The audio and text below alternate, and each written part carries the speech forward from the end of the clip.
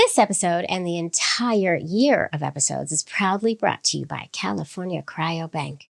Use code LOVEISLOVE at cryobank.com to get a free level 2 subscription to their donor catalog. Go ahead and do it now.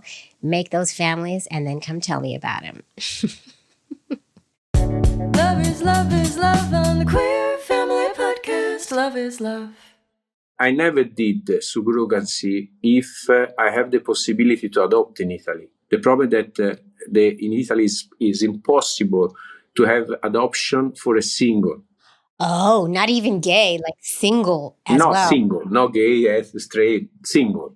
It's very complicated also for a married couple. There is a long way in order to arrive to have an adoption. Welcome, y'all, to the Queer Family Podcast, the show all about families, but with gay. I am Jamie. I am your gay host, and this is the show that highlights, celebrates, uplifts, and normalizes LGBTQIA+ families in all of our beautiful identities. Yes, whether you're an L, a G, a B, a T, a Q, an I, an A, a plus, this show is for you. Here we go. And this episode does not disappoint. I'm really excited to share with you Giuseppe's story.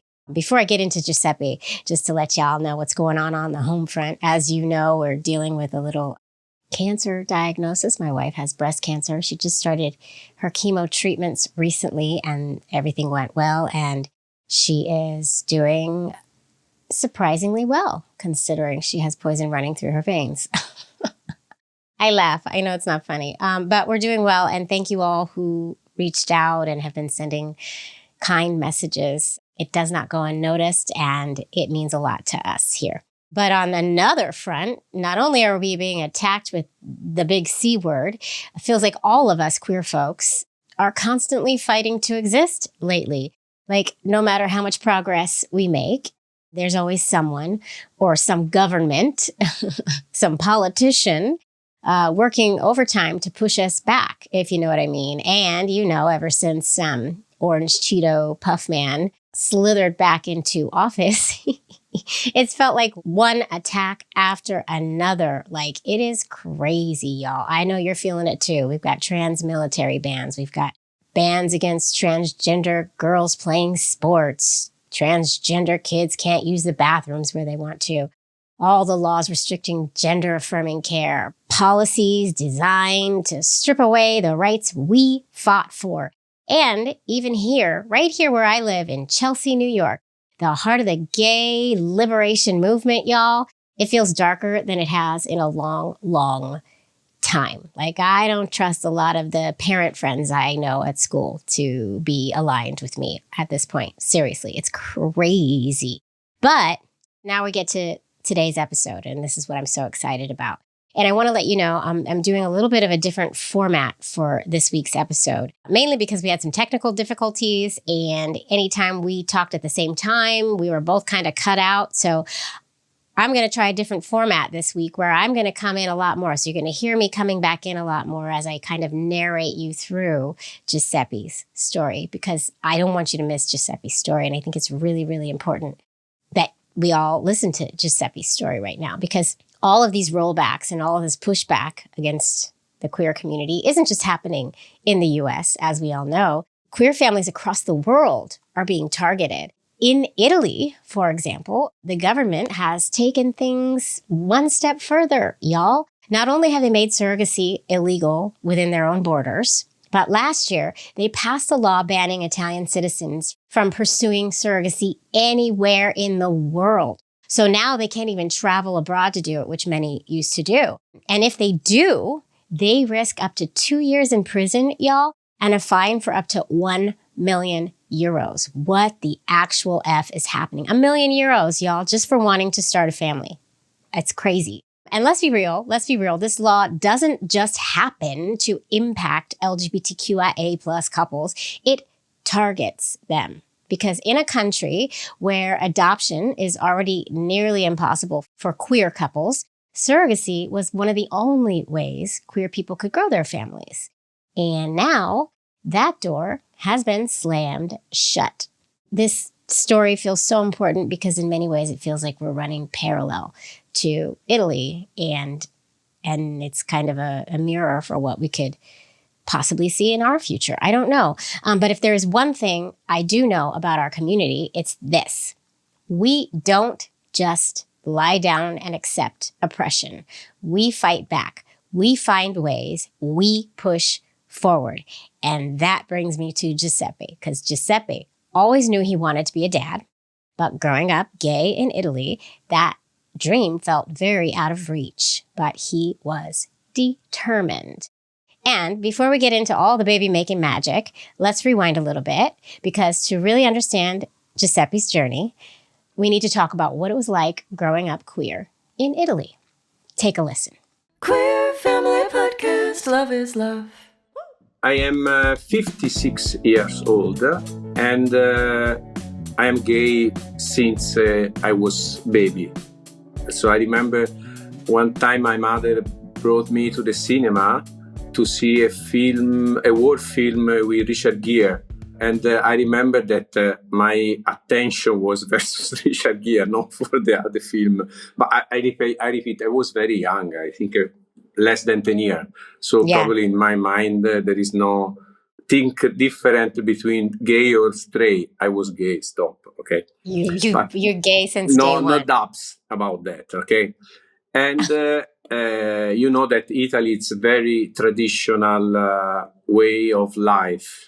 And my family was the same, because my mother was a teacher, my father was a technician, and I have a twin, and I have another brother older than me, only of 16 months. So we are 3 brothers in 16 months. So for my mother, it was very hard because he was teaching also at school.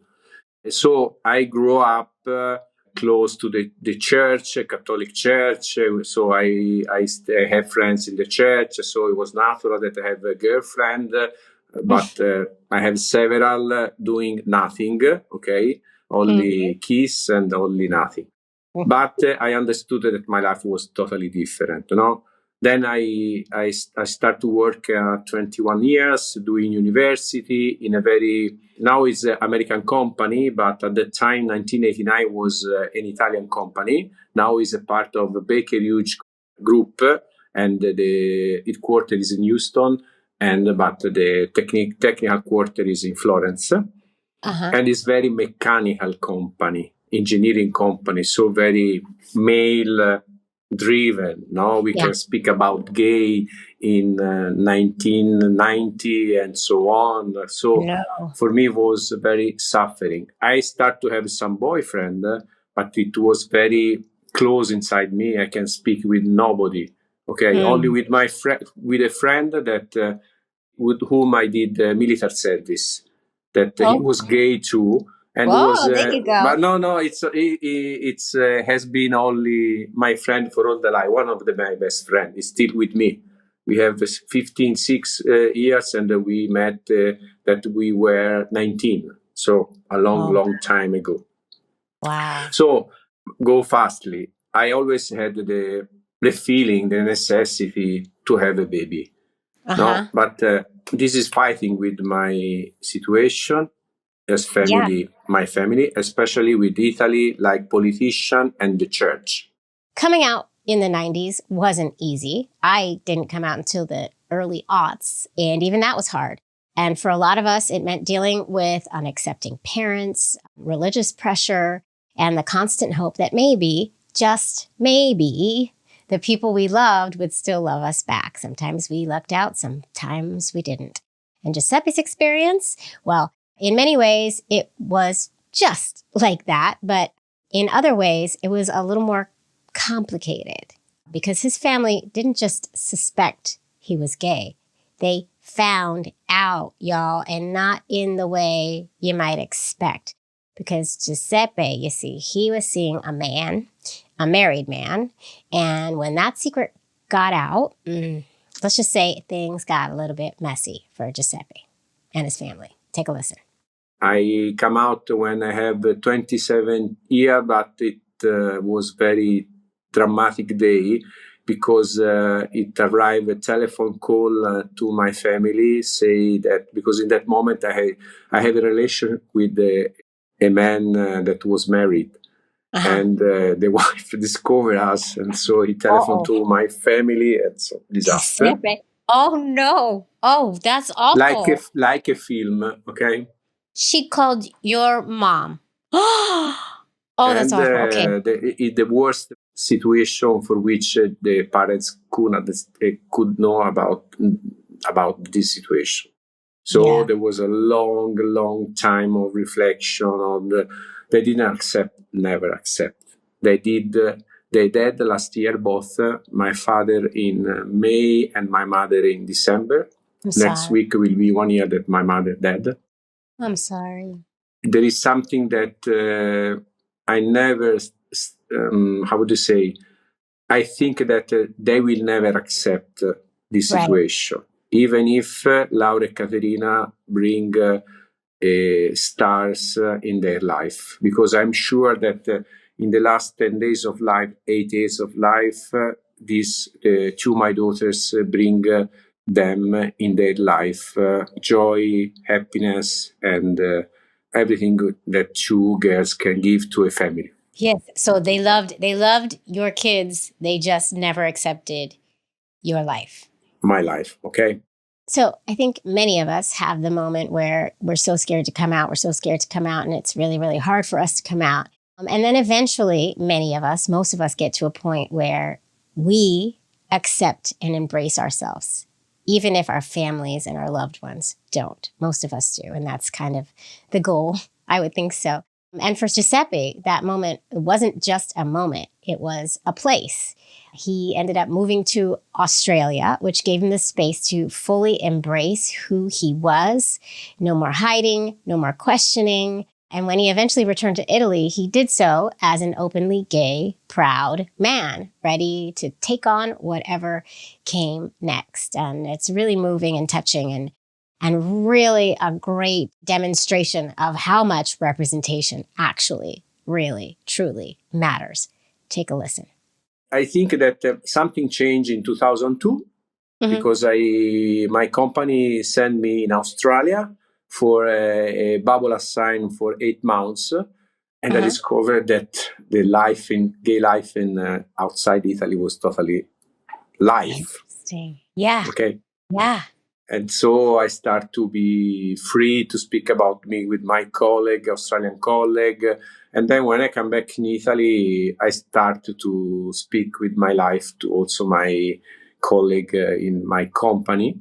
I honestly didn't know it was that as hard as it is in Italy, just to be out and authentically especially free. 25 years ago. Not now, but in the past. Different times. It was harder here too, but it doesn't sound like it was as hard. Whew. Giuseppe's story really highlights how far we've come, but also how much work there's still left to do, which we all know.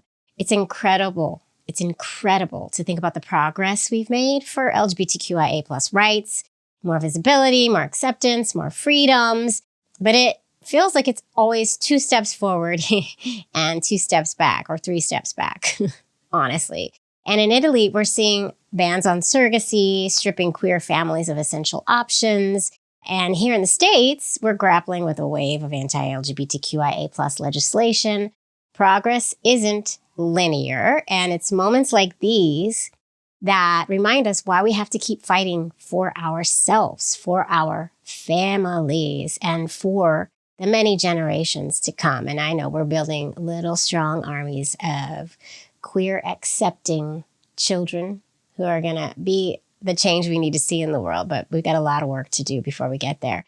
And that push and pull of progress and setbacks shapes so much of our journeys. But for Giuseppe, despite the challenges, what came next was something truly beautiful. First, deciding it was time to start a family, which yay, go Giuseppe. And then meeting his future husband in Brazil, of all places. Why not? Why not? Take a listen. When I decided that was arrived the moment for me to do something in order to realize my dream of being a father, became father, I start to stay in contact with Rainbow Family, that is an association that is in Italy, Famiglie Arcobaleno. Mm-hmm. And through lesson their story, I understood that there was the possibility to do what I did through a surrogate maternity through in the United States. So it let's consider that is something that it's very expensive, Yes. to So do this that. is something we talk about a lot on the show is we talk about the price of everything that we have to go through to become parents. And for surrogacy, it's one of the most expensive routes you can take. And now you're doing it internationally too. So feel free to tell us the prices and the things and be as open as you feel comfortable, because this is the stuff that really matters for us. Because when we're talking about trying to find true equality, this stuff really matters, right? And what's happened that traveling again for 2.5 years in Brazil, because for my company sent me there for a big project with the oil company there. And I met the guy that became my husband in Brazil. And then I already started the process for that. For the surrogacy. Surrogacy. So I went... You had started already. So, yeah, I started my process in 2013 in summer. In the last day of December, I went to New York and then fly to Los Angeles because the agency was there. And I did all the exams for what was necessary. And then I went to San Diego and I met the family that the woman that she will bring my baby for the 9 months.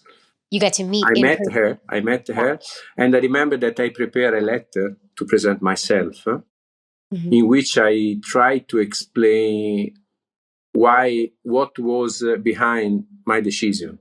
The volunteer to have a daughter or a son, to have a family, to live something of my life for the future, to grow a family. We'll be right back. Queer Family Podcast. Holy moly, all this talk of egg donors and surrogates really got me thinking about my search for Superman story and my donor search with California Cryobank, my very favorite cryobank in the whole world, the sponsor of this here episode and the entire year's worth of episodes. I have a special code for you that's going to get you a free level 2 subscription to their donor catalog if you're in the place to start building your family with donor sperm. Yeah, I have a code. You're going to use code LOVEISLOVE at cryobank.com and get that free level 2 subscription, because California Cryobank is the #1 cryobank in the U.S. It ships to over 40 countries, and they are really doing the work to show up for LGBTQIA plus families, including offering second parent adoption letters to families if they need them, including offering free vial transfers between partners should you have to switch uteruses between cycles like my last week's episode had to. All kinds of special perks California Cryobank offers to LGBTQIA plus families, plus a mountain of perks for all families as well. They're really doing the work. I love them to death. I made my babies there, and they help you pick out your donor should you need it. I called them multiple times. Sadly, it's true. And they were very nice and kind, and they didn't make me feel silly about it at all. Because the search for Superman is deep, y'all. I know, and it can be tough. But with California Cryobank, you can get through. Just go to cryobank.com, use code LOVEISLOVE, and get that free level 2 subscription to their donor catalog. It will also give you a discount on their level 3 subscription, which gives you even more things regarding the donor. So go check it out. Go start making that family, and then come tell me about it, because you know I love these stories. Okay, back to Giuseppe. Love is love. We talk about this a lot on the show, huh? How hard it is for queer folks to become parents. It is hard. It's a road. It's a journey. These aren't the stories of accidental or unwanted pregnancies. No, these are planned, costly, and long journeys, and super, super intentional. And Giuseppe's story is no different. In fact, for Giuseppe, the road to fatherhood meant crossing the Atlantic Ocean, and not because it was the easy option, because it was the only option. At least he did have that option at the time. He had to travel halfway around the world, y'all, and navigate the complex, expensive process of surrogacy just to start the family he always dreamed of. Take a listen. I never did surrogacy if I have the possibility to adopt in Italy. The problem that in Italy is impossible to have adoption for a single. Oh, not even gay, like single as Not well. single, not gay, straight, single. It's very complicated also for a married couple. There is a long way in order to arrive to have an adoption.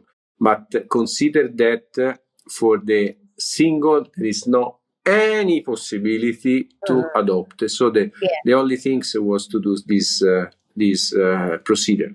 Whew. Y'all, luckily Giuseppe got the surrogacy done back then because in 2024, like I said, Italy made that option a whole lot harder.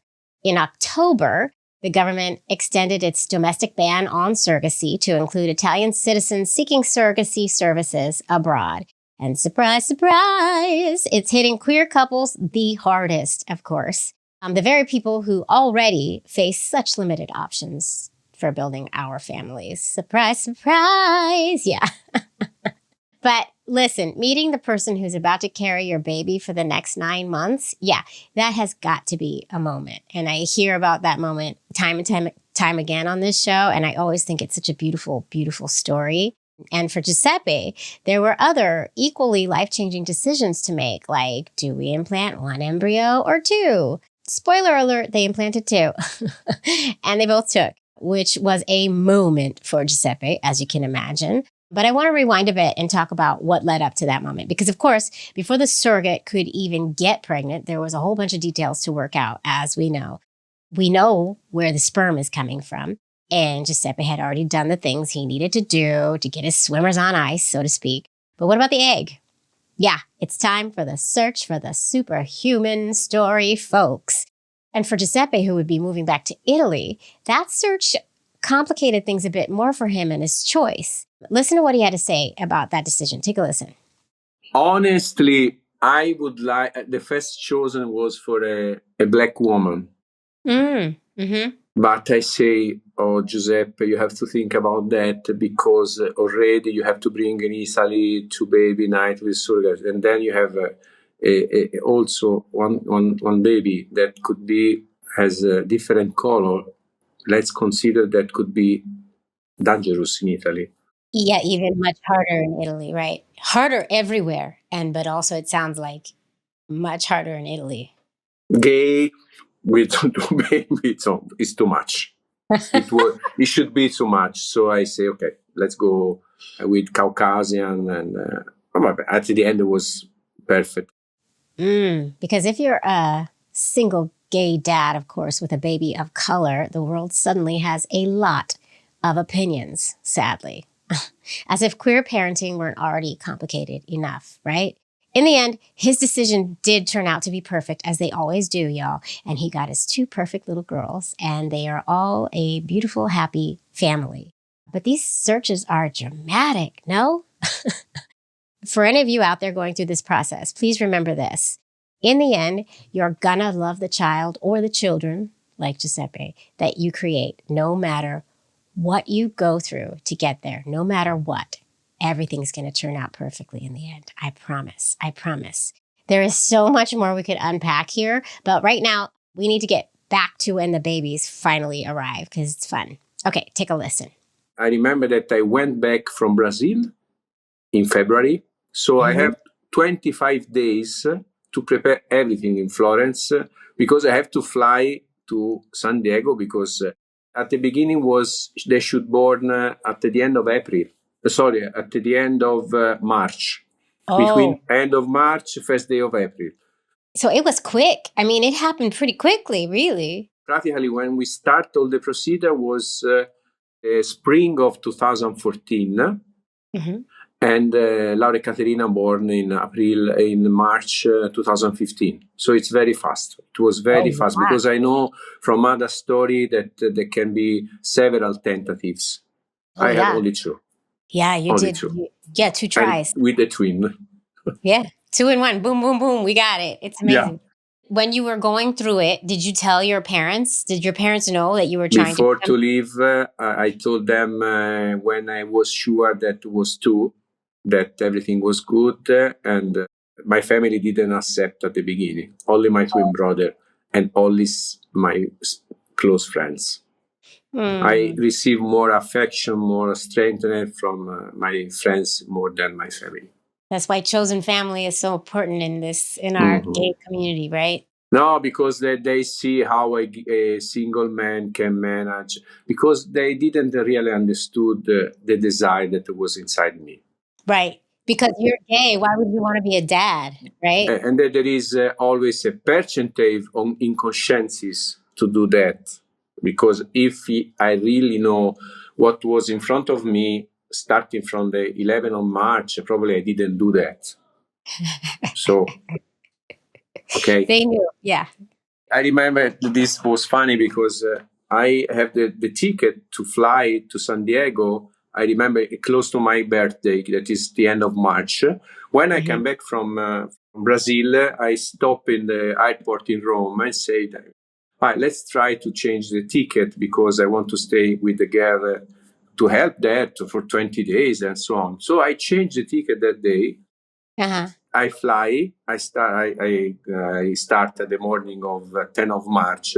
I remember I arrive in New York and I have to wait the connection with San Diego. They telephone from the hospital and say it's ready for the departure. I have to say, guys, I don't know how I can fly. I have to wait because I'm waiting the connection in 2 hours. And then I have 5 hours, if I remember, from San Diego from coast to coast, 4 or 5 hours. It's like 6 or 7 hours. It's far. I remember that fly like something that with them, I don't know, I don't remember the sensation that I have, but you can imagine, no? Oh, I So can when I only arrived in imagine. San Diego, there was the husband of the woman and say, "Giuseppe, don't worry, they will born tomorrow morning.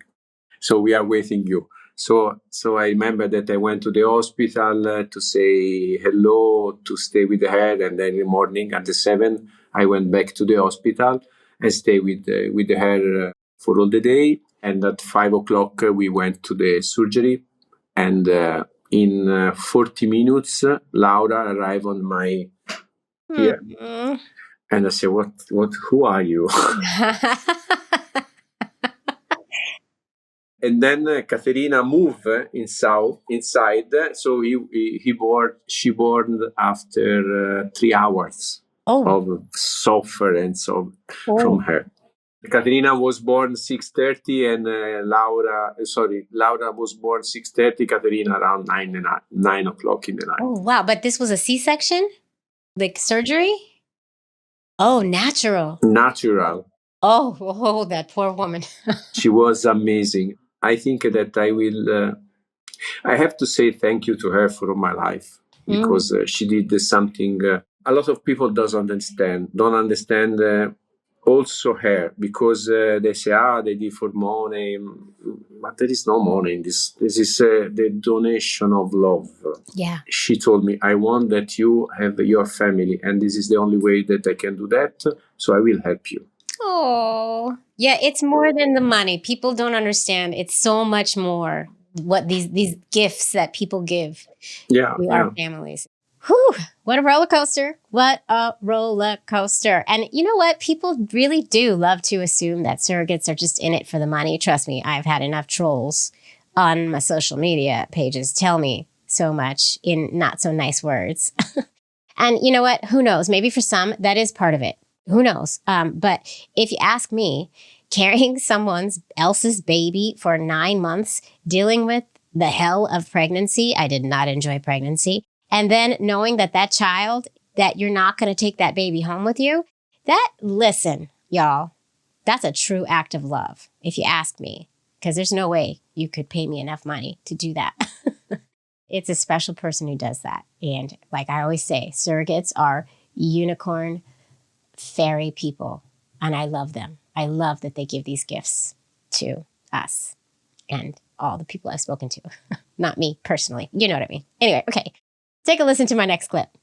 And then my friend Marta, she arrived 1 week before leaving, because I have to have one person with me to fly. Okay. No, because an obligation. No, because below 3 years, you can fly with two. If you don't have, you have to be two adults. Oh, really? One adult for yeah, sure. That's on every airplane? This is something that they told me that behind 3 years, if there is a child, you can fly with two child if you are alone. This is what they told me and what I did. Oh, wow. I can understand newborns because it's a lot. So the 4th of April, we fly to Italy. And I was very emotional because I was sure to follow all the instruction, in order for the passport, for everything. But you can do. No, I'm not sure that I did everything in the right way. So, just to sum it all up a bit, Giuseppe stayed for a while after the birth to get to know the babies and to stay with his surrogate a while longer, which is sweet. And there was this Italian nurse who let him stay at her place with the girls, who helped him learn how to deal with newborns, how to feed them, bathe them, soothe them, and ease him into fatherhood, which is amazing, right? And a real case for finding your people and leaning into your chosen family. Let's go, queer folks. Let's go. Because if there's anything we do well, it's finding that chosen family and leaning into community. And don't forget to do that. You can do that. You can always do that. But I can only imagine his fear as he boarded that flight back to Italy. It wasn't just the usual new parent nerves kicking in. It wasn't just that. He was anxious because despite all that planning and all that paperwork, there was still this lingering fear. Did he have everything in order? Would Italy recognize his family? Would his family recognize his family? So many fears. I can only imagine.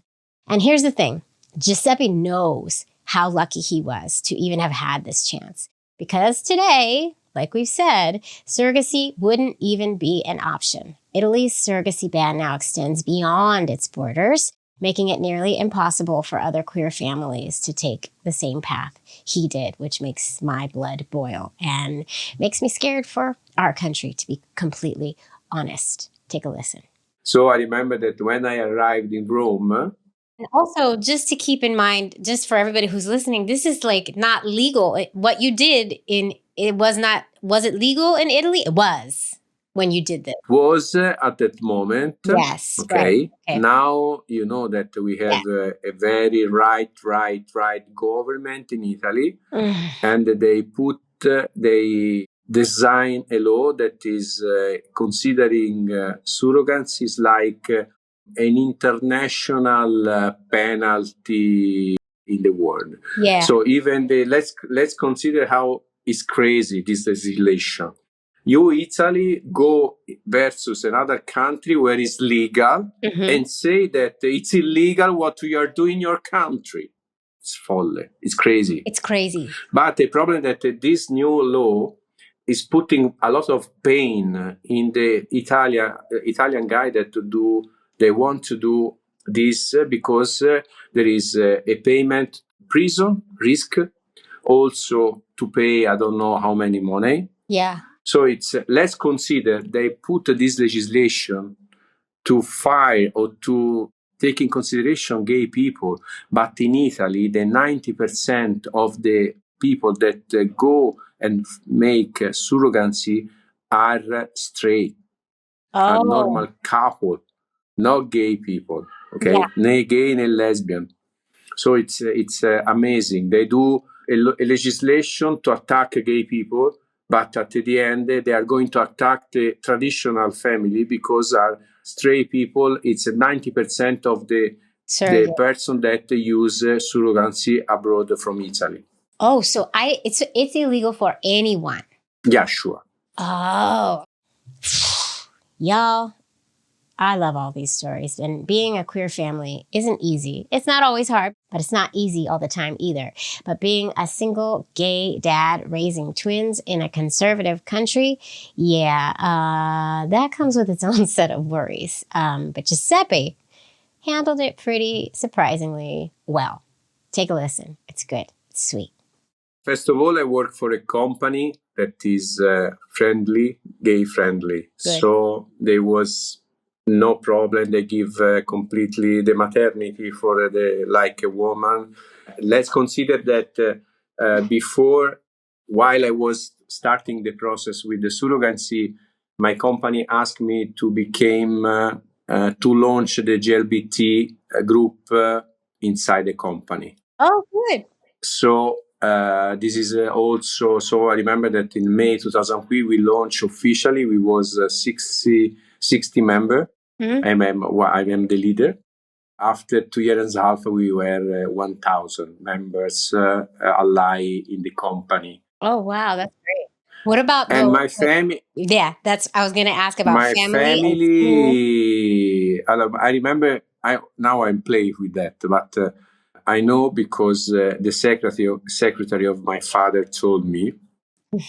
My father said to her, I don't know in English how we say scommettere, pay something to that Giuseppe will be able to do that.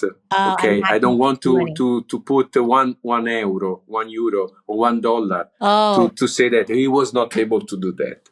And I remember that some months before he died last year, he told me that I never believe that you was able to do what a fantastic job you are doing with Laura Caterina. So he basically said, I would have never believed that you would have become this amazing father that you Oh, well, that's good.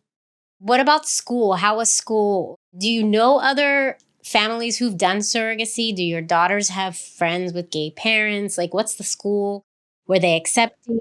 One other something, because they say that Italy is not ready. It's a bullshit. Right. Okay. Because like in the kindergarten, was a church kindergarten, because they start 1 year in advance, so the only one was there. No problem. No problem. They know the story about me, Laura Caterina. And after a school, now they finish the 5th years, and the next year go in the medium school, and they absolutely nothing. Probably some parents are not accepting, and sometimes arrive some things that I receive from the Laura Caterina about some their school campaign that say, this is the gay, da da da da da da. Yeah. But they don't care. I try to pass the message, girls, your family is done in this way. No, sometimes I think, but are they missing the mom, no, the mother figure? But I say they don't know what does it mean, mother figure, because they have me. At that time it was me and Papai, and now there is me and my boyfriend. So the composition of their family is always this one. Yes, and you've always been honest with them. They know how they came to be, and you are everything. Yeah, and let's consider that I have tried to do, I call a branco, a group of close friends that are close to me. Some specific figure. There is my cousin Stefania, the madrina, how do you say when there is the baptism? Good mother. The godmother. I have a good mother, Rachele, good mother, Giovanni, good mother, good father, good mother, Lisa, that are always present in my life with them. So they call them uncle. No, there is Babbo, because in Italy, in Firenze, we say Babbo. Babbo. What's in that? North of Italy, we say Papa. But in Tuscany, we say Babbo. Oh, I am know Babbo. That. Oh, Babbo. Dad in Tuscany is Babbo. I like that. So there is a group family, and they are growing with this enlarged family, like Modern Family. Do you know Modern Family, the show? The show Modern Family, USA show, Modern Family. Oh, yeah, Modern Family. Yeah. The quantity of people is like Modern Family. That's what we say all the time. Chosen family. What did you call it though? Your Bronco? What did you call it? Branco. Like a wolf, no? Oh, the like wolf. A wolf. Oh. Yeah, a lot of wolves all together that go in some way. Like a den. A wolf's den. That's what we say. I call them the Branco, the friend Branco that helped me to grow the girls. The chosen family. It's all about that. I love that. I love that. And as beautiful, beautiful, beautiful as it is to create a chosen family and surround your kids with a loving Branco. You see what I did there? You see, oh, that's my new favorite word, Branco. It is also extremely heartbreaking that we're raising them in a time when LGBTQIA plus rights are constantly under attack, like what the actual F makes me angry. For our children, Mama Bear, here I come. Because truly, no matter how much love we pour into our families, we're still forced to navigate a world that keeps trying to push us back. And it makes my blood boil and my Mama Bearness is coming out, y'all. It's coming out for those twins in Italy and for my kids here and all y'all's kids. Come on, get it together, government. Take a listen to the next clip. I want to talk about what's happening now because it feels so like kind of a mirror. We're headed towards your direction. It feels like. I hope we don't, but I am so scared of what's coming for this country and the conservative regime that is coming in.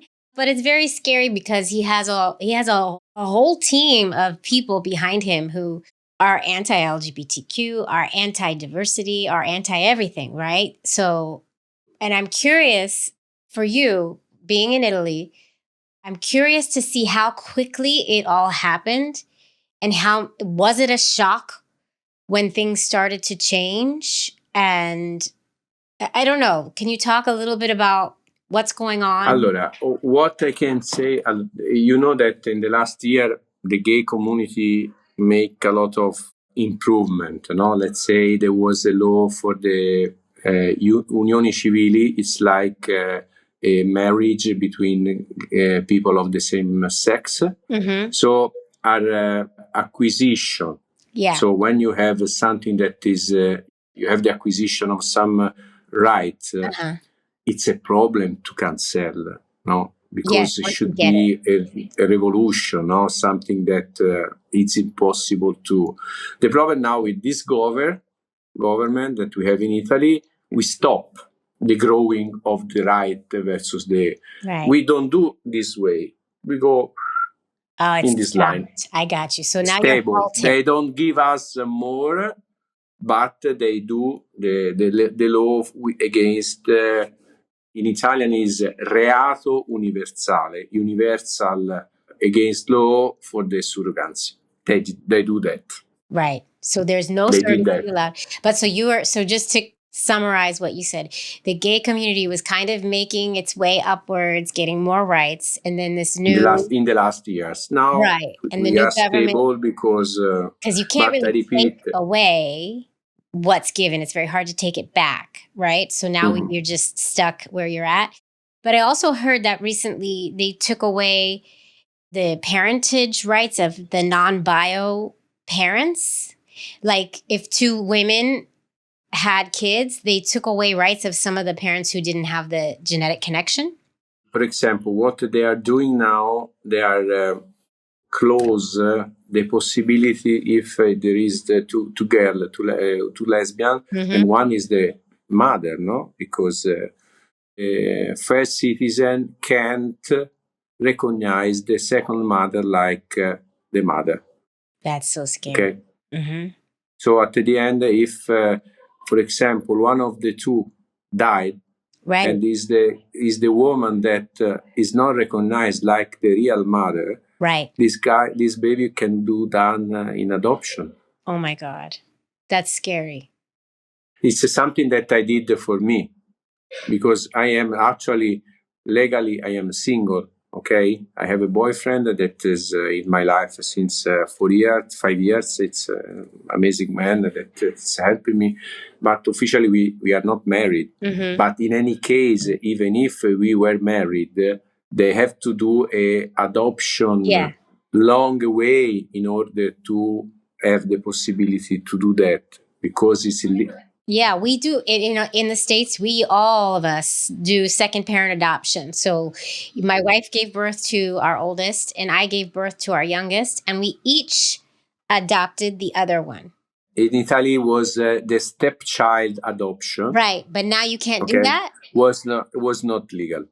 It is not legal because when in 2016 our government did the law for the marriage that is in Italy is called Unioni Civili.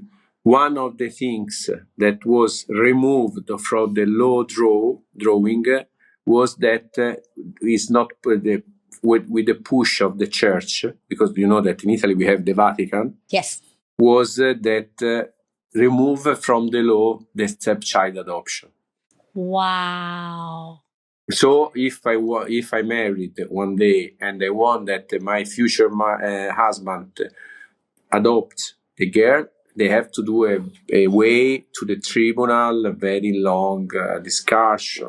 And you have to fight. You have to fight very hard for it. Mm-hmm. It's so scary because if something were to happen to you, even though your girls have this huge branco, what'd you call it? Branco. Of a family, the government could just say, no, they don't belong to any of you. I did testamento, the will. A memory of my life. If something happened to me, I wrote some disposition in order to say who will be the legal tutor of Laura and Caterina and who will drive their growing in case of my missing. And do you think that that would hold in a court in Italy? Yeah, sure. If I did, my lawyer have to present to the court and say, this is the disposition of Giuseppe, you have to follow. Then, on any case, the tribunal have to decide, but it's a very strong decision that from my side, and they have to interview all the people that live with me and say, no, Giuseppe, the disposition of that you have to follow. This is what he wanted. By something that you have to think right and depose to the tribunal. Every LGBTQ family, especially right now, especially in the States and Italy and all over, we all need to do the will and testament, and we have to do if we can get it, we get the step parent adoption or the second parent adoption, and we make sure that all of the papers are in order, because you never know. And then you see, what's happening in your country, and you see all these conservative governments taking over, and who knows what they would try to do. I mean, these are our families we're talking about. They don't care about the baby. The problem that what's happening in Italy and the discussion that I see and I try to follow is that they never speak, politicians never speak about the baby. No, of course. The baby, the right of the baby. They don't care nothing. They so say that you can do that, but when it happened, are two live people. Yeah. How do you manage them? You can't take them away. And, and then Trump is talking about sending all these people away. I want to live until 100 years. So I know. Me too. So we never have to deal with this. That's why I really wanted to talk to you, Giuseppe, because I feel like we're sort of in some kind of a parallel motion in these two countries a little bit right now. And it's so very scary. It is scary. We are living through some tough times right now, y'all. And that's why I absolutely love the idea of surrounding yourself with your wolf pack, your branco, your chosen family. Yes, y'all, yes. A pack that's fierce, a pack that's loyal, a pack that is ready to fight for each other, because that is exactly what we need right now. And I consider all of you my branco. So come on, let's go. Giuseppe's story is proof of that. Despite everything, his government trying to repress him, his family telling him his life was wrong, he persisted. He stayed true to himself, and he built the family he always dreamed of, just like so many other queer families in Italy and all over the world, and so many other queer families I have spoken to on this here show. We keep showing up, and we keep doing what we know we were meant to do. Boom. Let that be a message, government. Let that be a reminder as we brace ourselves against an ultra-right government that is coming for our rights, the bastards, trying to erase us. Giuseppe's story and so many others from conservative countries and so many others from this country right here feel like a glimpse into our possible future, as scary and frightening as that feels to say out loud. Yet, He made it through, and countless others made it through. So take note. Take note, y'all. Get your paperwork in order. Protect yourselves in every way you can. And above all, remember, we have fought before, we will fight again, and we will overcome, bitches. Yes, we will. Stay strong out there, my loves. I love you. I hope you like this new format to the show. I had fun with it. I had fun writing it. And a special shout out to Deani Hall, who helped me write this here script for Giuseppe's episode. I hope you enjoyed it, y'all. Cheers. Some days ago, I asked to Laura, do you feel an happy child? And she saw me and told me, yes, Dad, because I have Caterina like a sister and you like a father. And it is what I need in my life. See, those kids, they really get you sometimes, don't they? They get to your heart. And I'm very happy that she said before the sister and after me, because in the future, Caterina will be always with Laura. It will arrive a moment when I will not in this life, but Caterina will be always with her. And so I always say to them, girls, you have to stay, you have to be one thing, because in the future, when you will grow in the medium school, high school, there could be bad word that you will receive about your family, about me, and so on. You have to be strong, and then between you two. They have each other. It's special. Queer Family Podcast. A huge, huge thank you once again to California Cryobank for sponsoring this here little show for an entire year of episodes. Go to cryobank.com, use code LOVEISLOVE, and get a free level 2 subscription to their donor catalog. Go do it. Let's make those babies and uplift these queer families, y'all. Thank you. Love is love.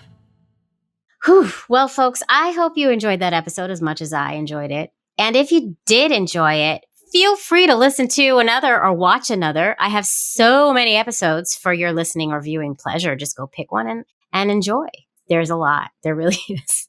And also, if you really do like this show, please, I know I say it all the time, but please do consider supporting the show on Patreon.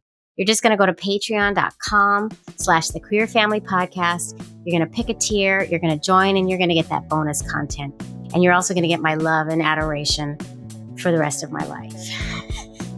I love you all. Thanks for tuning in. Keep on tuning in, and I'll see you next time. Mwah.